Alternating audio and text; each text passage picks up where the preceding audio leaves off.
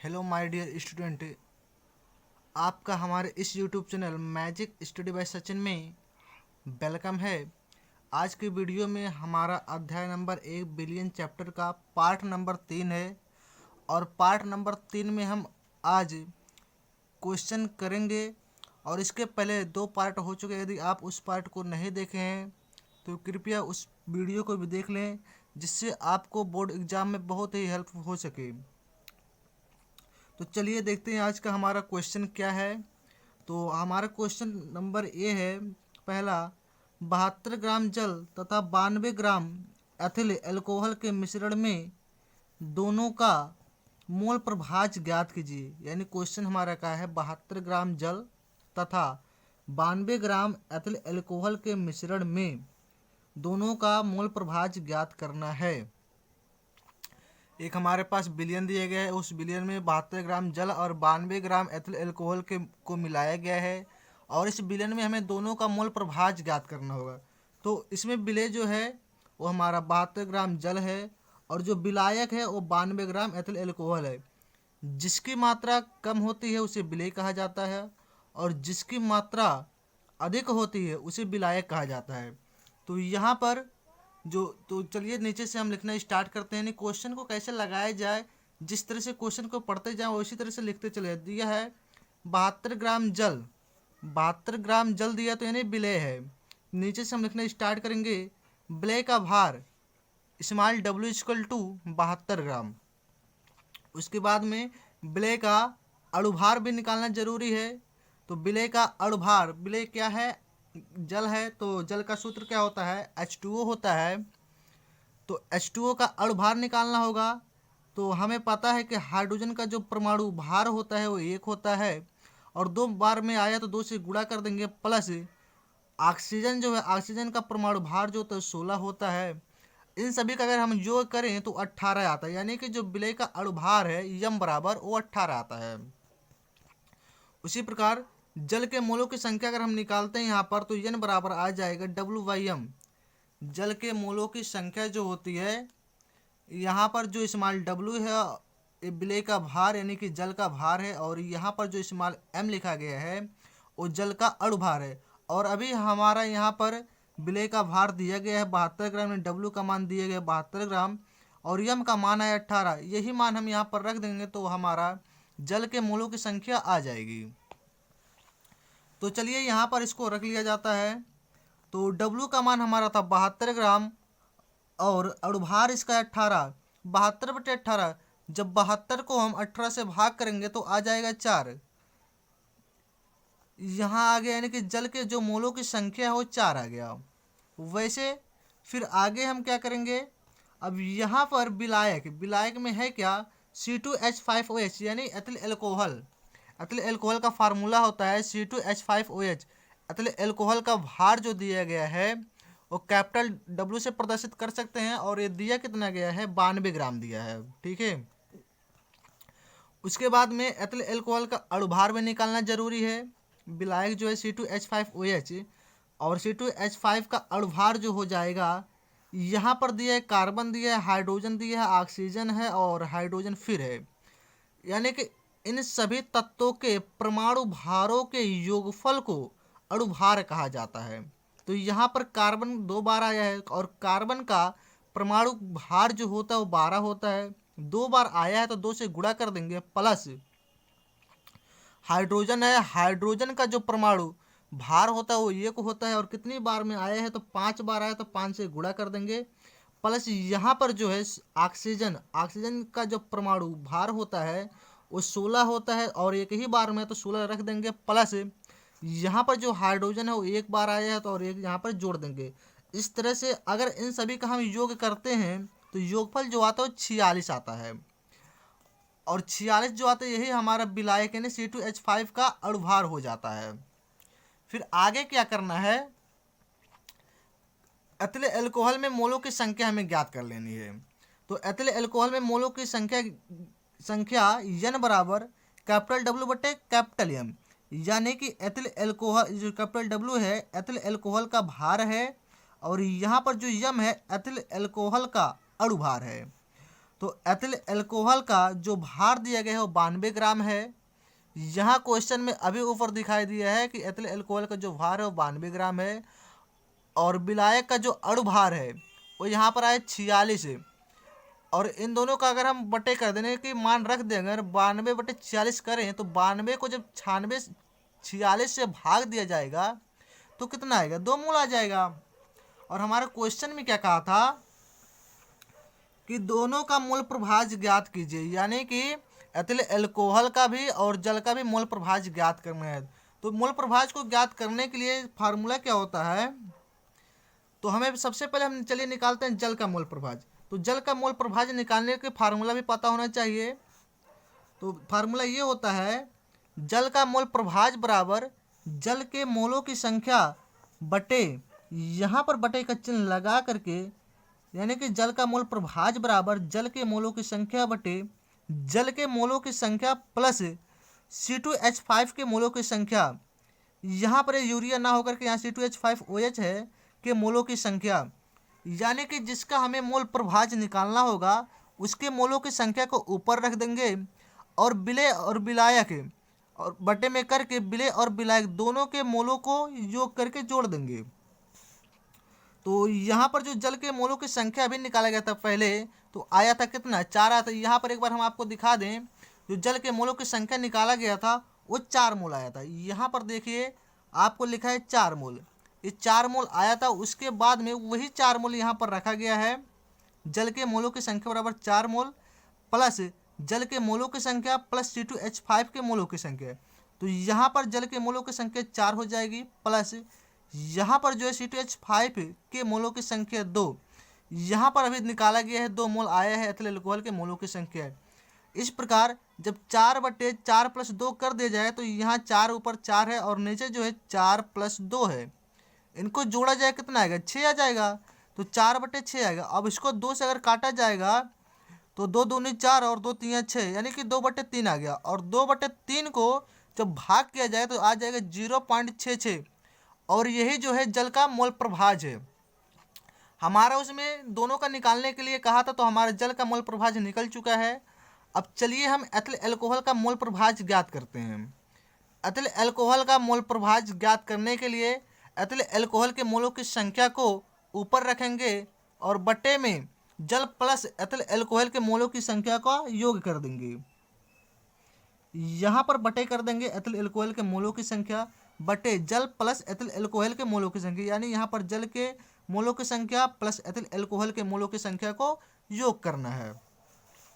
तो चलिए यहाँ पर जो एथिल अल्कोहल के मोलों की संख्या आया था वो 2 आया था, क्योंकि पहले हमने निकाल चुका है जो एथिल अल्कोहल के मोलों की संख्या है, यहाँ पर देखिए 2 है। एथिल अल्कोहल के मोलों की संख्या N बराबर निकाला गया तो आया है 2, वही यहाँ पर एथिल अल्कोहल वाला लिखा गया है 2 प्लस यहाँ पर जो है जल के मोलों की संख्या है प्लस एथिल अल्कोहल के मोलों की संख्या है। ऊपर है 2 तो 2 हो जाएगा और नीचे 4 + 2, दोनों को जोड़ा जाएगा तो ये आ जाएगा 6, यानी ये 2/6 हो गया। बराबर में 2 एकम 2 और 2 तीन 6 कटेगा, 1/3 आ जाएगा। और 1/3 से 3 आ गया। अब जब 1 में हम 3 से भाग करेंगे तो आएगा 0.33। इस तरह से हमारा जल का मोल प्रभाज और एथिल अल्कोहल का मोल प्रभाज निकल जाता है। और ऐसे ही अगर आपके बोर्ड एग्जाम में क्वेश्चन आते हैं तो आप बहुत ही आसान तरीके से इसको कर सकते हैं। चलिए हम देखते हैं हमारा जो अगला क्वेश्चन है।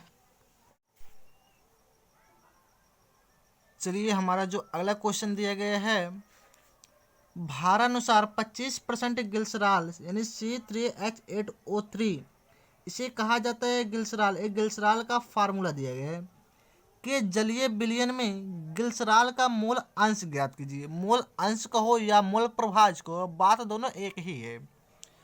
तो इस तरह का अगर मोल प्रभाज निकालने के लिए आता है, यानी कि जो भार दिया अगर परसेंटेज के रूप में दिया गया है, तो हम मान लेते हैं कि जो विलयन हमारा बना है वो पूरा टोटल मिला करके 100 ही ग्राम का बना है, ठीक।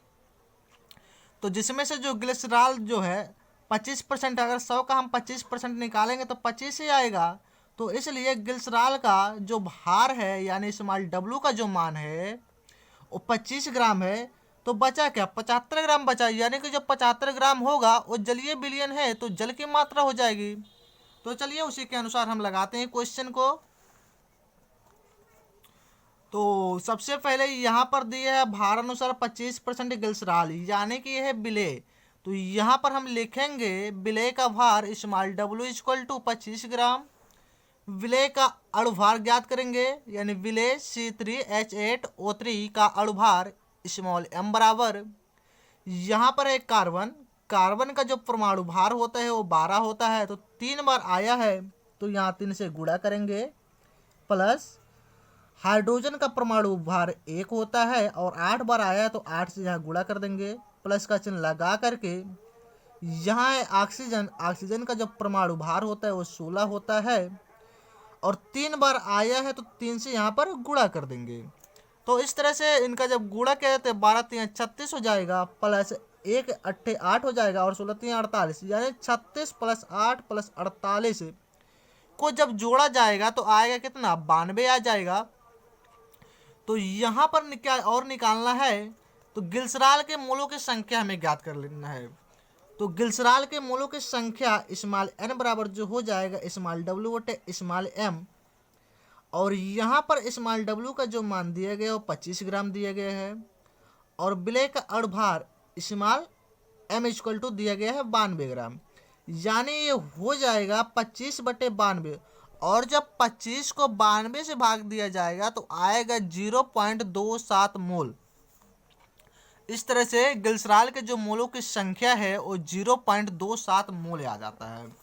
अब हमारा जो क्वेश्चन क्या कहा है, ग्लिसरॉल का मोल अंश ज्ञात करने को कहा है, यानी कि इसमें केवल एक ही चीज का मोल ज्ञात करना, दोनों का नहीं ज्ञात करना है कि जल का भी ज्ञात करो और ग्लिसरॉल के भी मोल अंश ज्ञात करो, इसमें केवल एक ही का ज्ञात करना है, ग्लिसरॉल के मोलों की संख्या। तो यहाँ पर जल का भी भार ज्ञात कर किया जाएगा। जब हमारा 100 ही ग्राम का विलयन बना है और जिसमें से 25 ग्राम विलेय का भार हो गया तो बचा क्या, जल का भार हुआ, यानी कि ग्लिसरॉल जो 25 ग्राम है तो जल का जो भार हो जाएगा 100 में से 25 को अगर घटा देंगे जो बचेगा वो जल का हो जाएगा। तो 100 में से जब 25 को घटाएंगे तो कितना बचेगा, 75 बचेगा। तो यहाँ पर 75 ग्राम लिखते हैं। उसके बाद में जल का अणुभार निकालते हैं, जल का अणुभार निकालते हैं।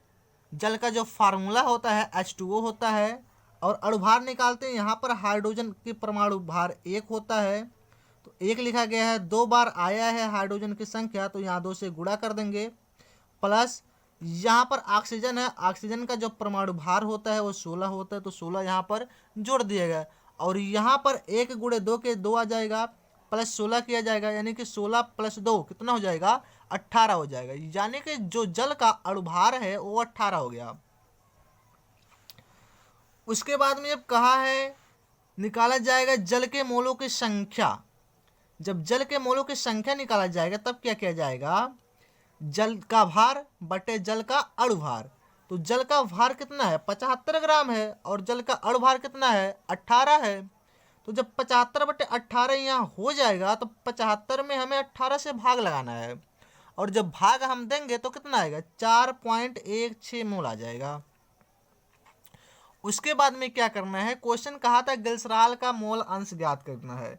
तो ग्लिसरॉल का जब हम मोल अंश ज्ञात करेंगे तो उसका फार्मूला ये होता है, ग्लिसरॉल का मोल अंश बराबर ग्लिसरॉल के मोलों की संख्या बटे ग्लिसरॉल के मोलों की संख्या प्लस जल के मोलों की संख्या, यानी कि विलयन के घटक में जिस चीज का हमें मोल अंश ज्ञात करने को कहे उस चीज को हमें ऊपर रख देना है।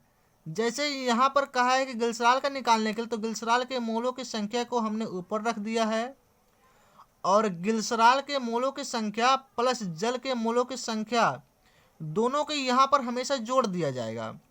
अगर जल का कहता है कि जल के मोलों की संख्या ज्ञात, जल के मोल अंश ज्ञात कीजिए तो यहाँ पर जल के मोलों की संख्या कर दिया जाता और यहाँ पर ग्लिसरॉल प्लस जल के मोलों की संख्या को जोड़ दिया जाता।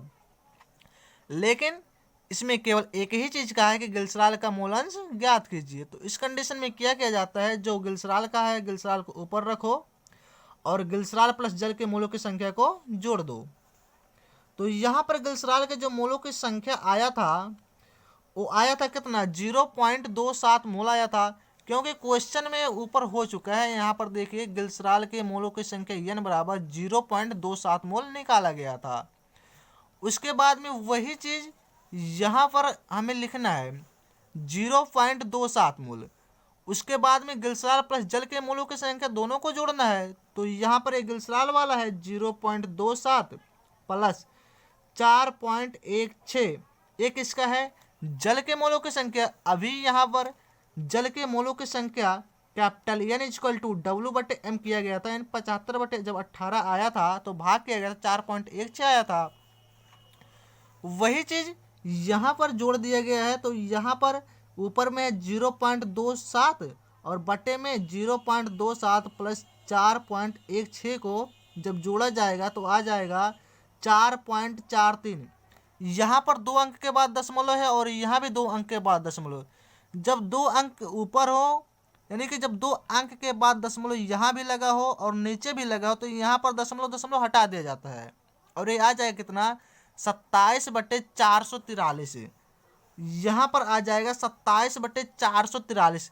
अब 27/443 को क्या करना है, 27 ऊपर है और 443 नीचे है। तो जो नीचे 443 से हमें 27 में भाग देना है। तो भाग तो वैसे जाएगा नहीं, क्योंकि ऊपर वाला जो अंक है वो छोटा है और नीचे वाला अंक बड़ा है। तो हमें 0 लगा करके 0 अगर हम लगाते हैं तो यहाँ पर हो जाता 270, फिर भी भाग हमारा नहीं जाता है। तब फिर क्या करना होगा, 0 और बढ़ा, तब यहाँ पर हो जाएगा 2700। जब 2700 हो जाएगा तो हम 6 बार लेकर जाएंगे। उसके बाद में यहाँ पर मान आ जाएगा, यानी कि कुछ दशमलव के उधर और भी अंक आते हैं, लेकिन हमें अधिकतम 2-3 अंक ले लेना चाहिए। तो यहाँ पर जो आंसर इसका आ जाएगा 0.06, यही इसका ग्लिसरॉल का मोल अंश होगा। आपको वीडियो पूरा का पूरा समझ में आया होगा। यदि वीडियो समझ में आया तो चैनल को सब्सक्राइब कीजिए और अपने दोस्तों के साथ शेयर कीजिए। वीडियो देखने के लिए आपका बहुत बहुत धन्यवाद।